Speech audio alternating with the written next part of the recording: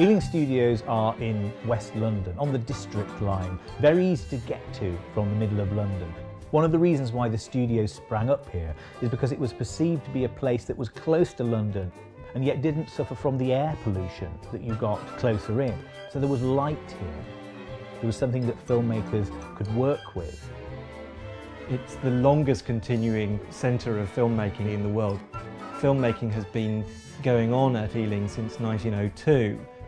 In 1931, Basil Dean, a theatre impresario, moved into filmmaking, establishing his company Associated Talking Pictures here, and built the first purpose-built sound studios in Britain.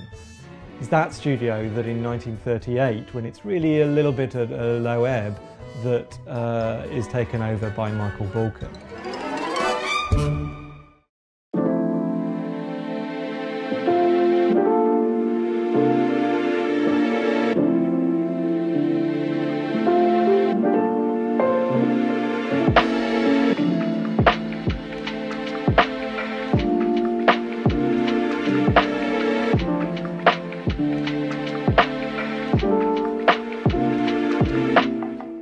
Hello and welcome to Art Beyond the Museum's UK edition. My name's Daniel and I'll be talking you through the UK part of this series.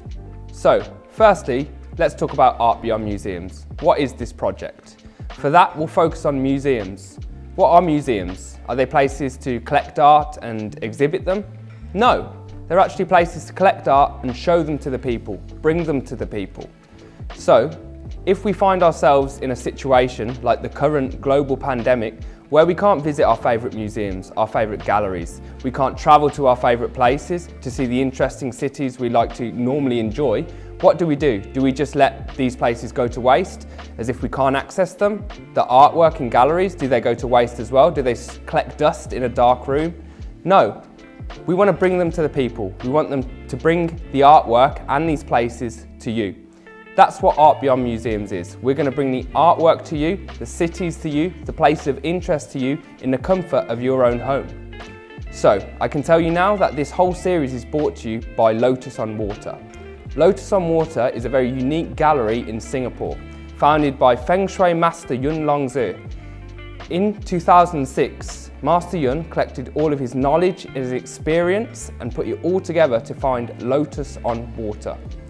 In 2019, Master Yun was recognised by CCTV China with the I Ching Gold Medal Master Award, Achievement in Arts Award, among many others. Not only that, Master Yun was the first and currently the only artist ever to host an art exhibition on the Great Wall of China. A very unique feat indeed, unmatched by any other artist. And fortunately enough for us today, that part of that collection is what we're going to be looking at.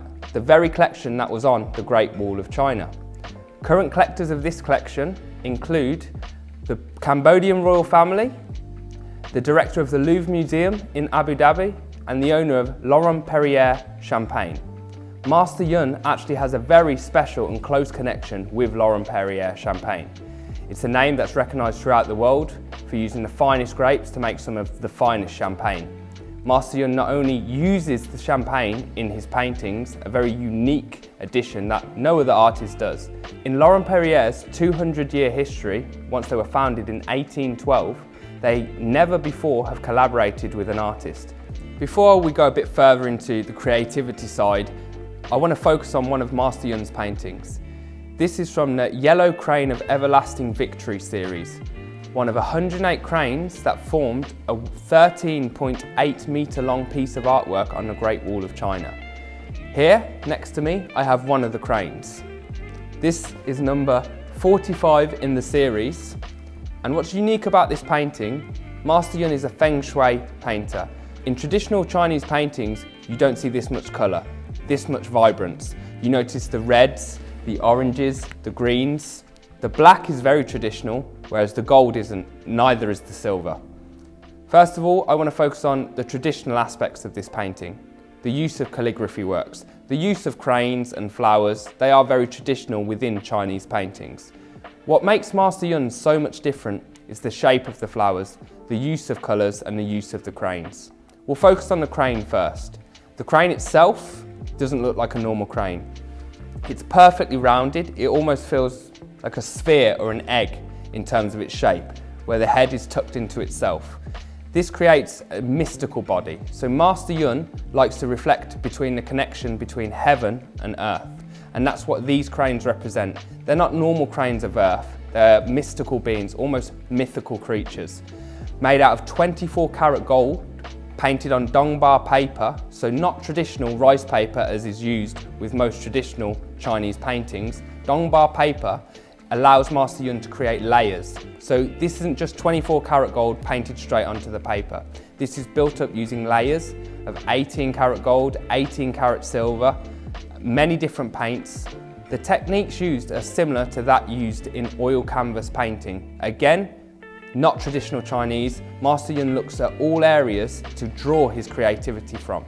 And that's what we've got here with this incredible painting next to me. Surrounded by peonies, using 18 karat silver, it surrounds the page. When we talk about the series, we mention victory, victorious, and that's what we see in this painting. It's bright, it's vibrant. So when you think of victory, you think of bold colours, you think of gold, you think of silver. So when you view this painting, you feel the warmth from it. It's almost a passion coming from the page. And that's what Master Yun wants you to feel his paintings. They're not just to view, they're to make you feel something. A crane represents status and longevity. So by having one of these paintings, it increases your prosperity, your wealth and your health. Many stories from Master Yun's previous clients has spoken about the benefits of having one of these incredible pieces of artwork in their own homes.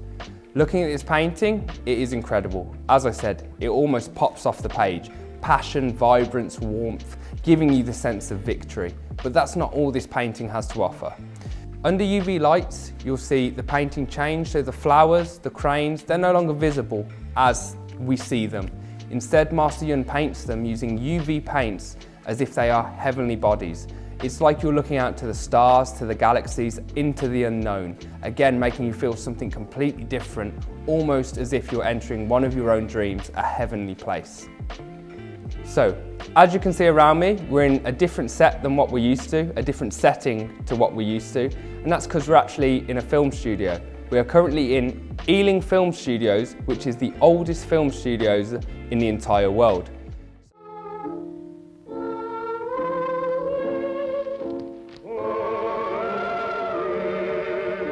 All passports ready, please. All hand luggage open, please. Kindly make your currency declarations, please. Makes no sense.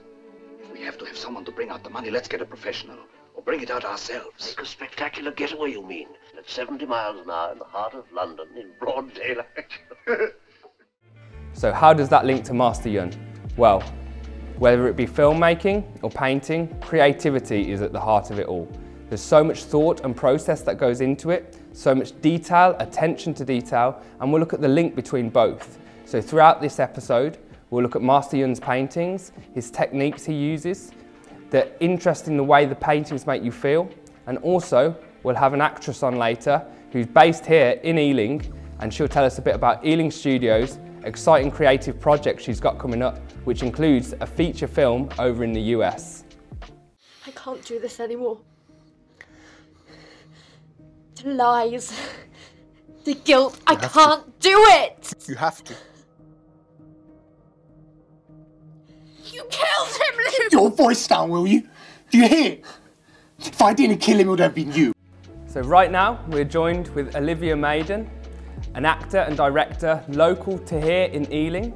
Not only that, at the age of just 19 years old, Olivia actually has her first feature film debuting in the US next year, which not only is she acting in, she's also directing. So Olivia, thank you for joining us today. Thank you so much for having me. So, right now we want to look at the link between filmmaking, creativity and Master Yun's artwork. Obviously you're based here in Ealing, Ealing Studios, the oldest film studio in the world. Can you tell us a bit about the link between creativity and filmmaking as well as artwork? Yeah, I mean, Ealing Studios is like you said, the oldest film studio in the world, and it's home to some of the famous Ealing comedies, The Lady Killers, The Man in the White Suit, and yeah, it's really like Ealing is such a hub of filmmaking at the moment, especially with loads of studios opening up in the UK. But no, I think it's really interesting, like you were talking about the relationship between paintings and artwork and filmmaking. because there are so many elements in both which are so crucial to every filmmaker's sort of journey from the start to the finish. Yeah, and you see in Master Yun's paintings like the depth and the balance, and especially the colours. There's so much in there that you can take as a filmmaker to start creating. So when you look at Master Yun's paintings, could you basically look at it and get inspired for a short film by yourself? And in terms of going back through history, is there any references to any other filmmakers and artists that have actually linked up and you see the actual bridges and connections between both industries? Yeah, I mean, absolutely. If you look like previously with Hitchcock and Tarantino, they actually, like, when they're starting with the storyboarding process, they will choose famous paintings and they'll look at the composition of it, especially like you see the rule of thirds, and with lighting you see like Rembrandt lighting, which is a lighting technique used by filmmakers which actually originated with Rembrandt, a famous painter, and yeah, sometimes they will literally try and replicate the painting in a shot, and other times they'll just take elements from it, which I think you can see in Master Yun's paintings, because it leaves a lot, like, it's so detailed and thorough, but there's loads you can take from it. Like, I think you were mentioning about the UV light and how it completely changes. I mean, I think that is so important in filmmaking, because filmmaking, there are so many layers in filmmaking. You have what you show the audience, what the characters see, and then what you as a filmmaker know, but you don't give the audience that yet. Like all the subtext and layers there, which, yeah, I think you see that so clearly in Master Yun's paintings. Oh, definitely. So you've mentioned about the UV lights in Master Yun's paintings is completely different. So when you look at Master Yun's paintings, obviously, because of the UV effect, I've told you about it, you know about it, but at face value, you don't see that, but you almost get the feeling there's so much more to the painting. Do you see a similarity in films? So like, do you see a bigger message in films? Obviously, when we watch a film, we understand it, but a lot of people talking about meanings behind films, that it's not in black and white, but you get the feel. So do you get that from Master Yun's paintings, and do you think they're very comparable? What I'm basically trying to explain. Yeah, no, literally, they're so comparable, because like you're saying, there is a main message you want to tell in a film, but audiences can take so many different things from it, and that's what I love about it, is that, like, when I'm going into the script writing process, I can have a few themes and messages I want the audiences to feel by the end of the film, and then once it's released, people can come up to you and be like, oh, that really, like, hit me in this way or something, and you never intended it for that, but that is like the magic of film and artwork, is that you can take so many different things from it. So, when I talk about Master Yun's paintings, he uses something very specific called dongba paper. The reason he uses that paper is because he builds layers onto his paintings. Completely different to traditional Chinese paintings, but he builds a layer, then another layer, and another layer. And of course, what you see is a final finished product. And you don't really understand the layers until I explain them. Is it similar in filmmaking? Do you have to build a layer? Do you have a base foundation which you build onto to get the final product? Oh my God, absolutely. I think there are so many similarities between that, because in filmmaking you have pre-production, production, and then post-production, and what people really only see is what you filmed in production, and then the final edit, but they have no idea, like, the whole journey that goes in from concept to the first draft of the script, storyboarding, shot list, casting, crewing, budgeting. I mean, you have all these layers built up before you get to the finished product, which is what people see when they go to a cinema, or, you know, in COVID times they'll be watching it on Netflix or on Sky. But there's so much that goes on beneath it that you don't see, but that is what really makes the finished product, because without all of those different layers, you wouldn't have what you finally see. So that is like the magic of artwork and filmmaking. Definitely, I understand. So basically, when we look at them side by side, a film, a very good film I say, and Master Yun's paintings, both of them, what you see is an amazing finished product, but to get that product, it is built up over time and time, as we mentioned, building these layers, whether it be on a piece of artwork, on an amazing canvas, or a film from the storyboard right to the finished product. Yeah, absolutely. I mean, it's incredible when you think of it like that, and just hearing how Master Yun sort of builds those layers in. Yeah, you don't really see that until you hear about it, but then it all kind of makes sense. Amazing, thank you. Now I want to look at another part of Master Yun's incredible art series. This is from the name, The Sun and Moon Has Multiple Lights. This is right here next to me, and we have number 17 in the collection. So with this part of the series, I'm actually really fond of it. We look at the balance Master Yun finds in his paintings. Firstly, let's look at the title, The Sun and Moon Has Multiple Lights. Sun and moon, day and night. It has to be balanced and it has to be in perfect harmony. Whatever creatives you have, whether it be in the film industry, whether it be an artist, you need to find balance within your creativity. It's important to push the boundaries at times, but again, maintaining the harmony and balance, whether it be a painting, a film, a short video. That's what Master Yun has managed to execute here. The use of gold is becoming quite common among Master Yun's paintings, and only Master Yun's paintings. It's a unique trait he uses, and it shines through amazingly. It represents status, it represents wealth, but there's also balance. Modern techniques using gold is also balanced out with the black pine soot calligraphy strokes. So this painting, as you can see, it looks a little bit more traditional due to the use of calligraphy strokes dominating the page. But then using the colours, the layering, we see a completely modern approach. The seals have vermilion in them, again, very unique to Master Yun's style of painting. Under UV lights, this painting completely changes. Again, we refer back to the name. The sun and moon has multiple lights. In the daytime, the sun, you see everything. It's easy to see. They lights up the ground, the grass. It's a beautiful picture painted around. It's a beautiful picture painted around you. Come night time, what do we see at night? When we look into the sky, we see the stars. Use a telescope, you see the galaxies. You can see incredible different lights, completely different to that of the day. That's exactly what Master Yun's paintings do. Come night time, the paintings completely change. When you look at the paintings, you'll see stars, you'll see galaxies. It's the way it makes you feel. And this is very important that we have the balance in the paintings. And the ability to do this, to paint one painting so completely different that under light it changes into something else, is a very unique and creative way to look at things. And that's exactly what Master Yun has executed in this part of the series. So right now we've looked at a link between filmmaking right here with our own Olivia Maiden in the heart of Ealing Studios, the world's oldest film studios. And even though Master Yun is based in Singapore, thousands of miles away, the links, the connections and creativity, they're all there. You can see the bridges and connections between both. Art Beyond Museums have been born out of this global pandemic. As we know, it's affected the art industry huge. Well, global pandemic, it's affected the whole world. Do you want to tell us a bit how it's affected the film industry as well? Yeah, I mean, it's crazy when you think of like how much COVID has affected the whole arts industry, like art in particular and the film industry.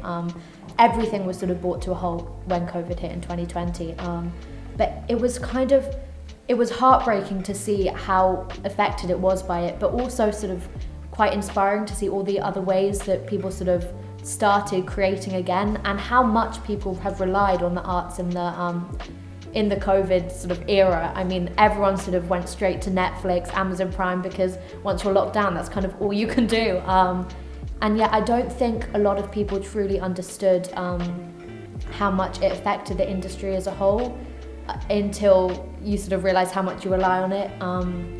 So yeah, I think it's kind of very similar with painting and the arts industry as a whole. You can go to museums, you can go to the cinema, but now things are starting to pick up again, and I think it's got a good future ahead of it. Oh, that's great to hear. So this idea of Art Beyond Museums project, the fact we've kind of linked the two industries together, making these short films, bringing artwork together, and it's a nice collaboration that's essentially born out of a pandemic. So again, as you said, there's a lot of positives. Well, we need to try and look for the positives that has come out of it. Yeah, and like next year I'm basically off to America and I'm shooting my first feature, which is super exciting. But we actually got delayed quite a bit. We were meant to be shooting in September and October this year, but America closed off its borders, so I couldn't get out there. And we've now postponed it until next year. But like, it's been so challenging. But I think now it's going to be great when things start to open up again and we can all get out there and do what we love and really appreciate the arts. Definitely, I couldn't agree more. And hopefully it all goes well for you. And thank you. Hopefully you'll get a lot more draws in from being featured in Art Beyond the Museums, and we wish you all the best in your feature film. Thank you so much. Thank you very much. Now, on to the third painting in this episode. From the same series, this one is from the part of the collection called The Flying Dragon and the Royal Crane. Dragons and cranes, very important, very traditional in Chinese culture. But once again, what Master Yun has done has used them names, used them terms, used them creatures, and put them in a more modern approach into this incredible calligraphy painting. The term royal and royalty within this title again just reflects the painting itself, the use of gold, silver, beautiful rich materials. It's about wealth and it's about status. Now we've spoken many times about cranes. They represent status and longevity. No one needs to question the importance of dragons in Chinese culture and what they mean. Here I want to focus more on the calligraphy side within this painting. We've mentioned many a time how Master Yun uses modern techniques in his paintings, not too many traditional techniques.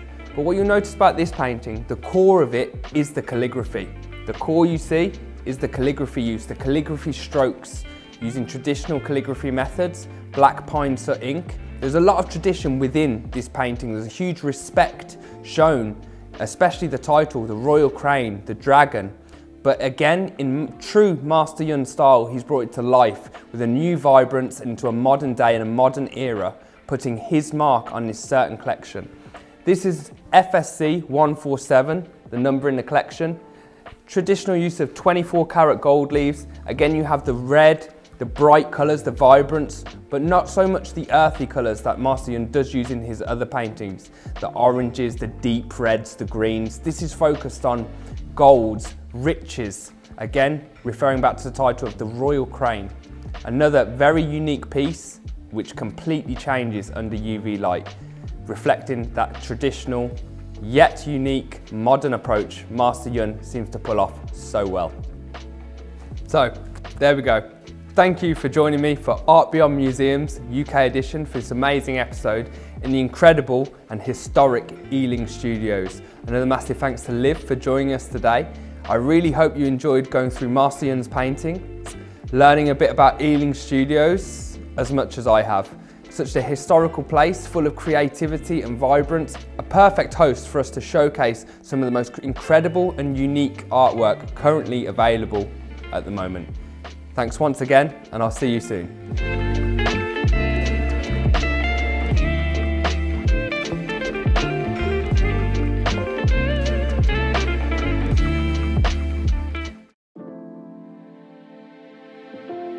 The Art Beyond Museums series and Master Yun Longzi's Feng Shui art are proud to be sponsored by Laurent Perrier. For 200 over years, Laurent Perrier has not worked with any other artist before.